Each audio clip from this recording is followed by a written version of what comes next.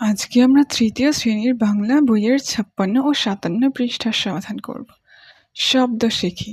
ফোকলা অর্থ দাঁতহীন, বিল অর্থ স্রোতহীন বড় জলাশয়, পিলে অর্থাৎ শরীরের একটা অঙ্গ, গোমরা অর্থ গম্ভীর, খবর অর্থ সংবাদ।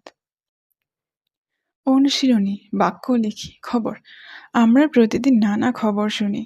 ফোকলা, শিশুটি ফোকলা দাঁতে হাসছে। রাঙা, রাঙা ঠোঁটের হাসি চমৎকার। গোমরা, মেয়েটি গোমরা মুখে বসে আছে। বাম পাশের সাথে ডান পাশের মিল করি। খোকন হাসে ফোকলা দাঁতে, চাঁদ হাসে খোকনের সাথে, কাজল বিলে শাপলা হাসে, টিয়ে হাসে রাঙা ঠোঁটে, খোলসে মাছের হাসি দেখে হাসেন পাতি হাঁস। ডান পাশ থেকে শব্দ এনে খালি জায়গা পূরণ করি।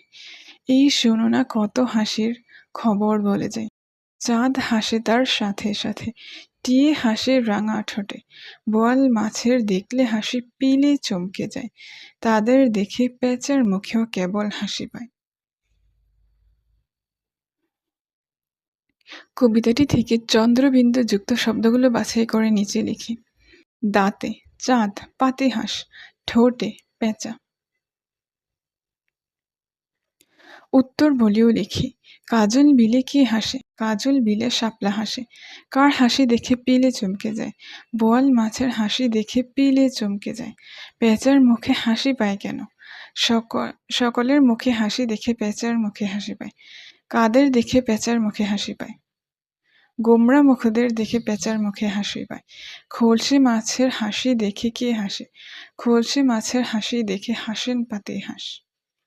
পাতি হাঁস হাসে। ৫টি পাখি ও ৫টি মাছের নাম লিখি।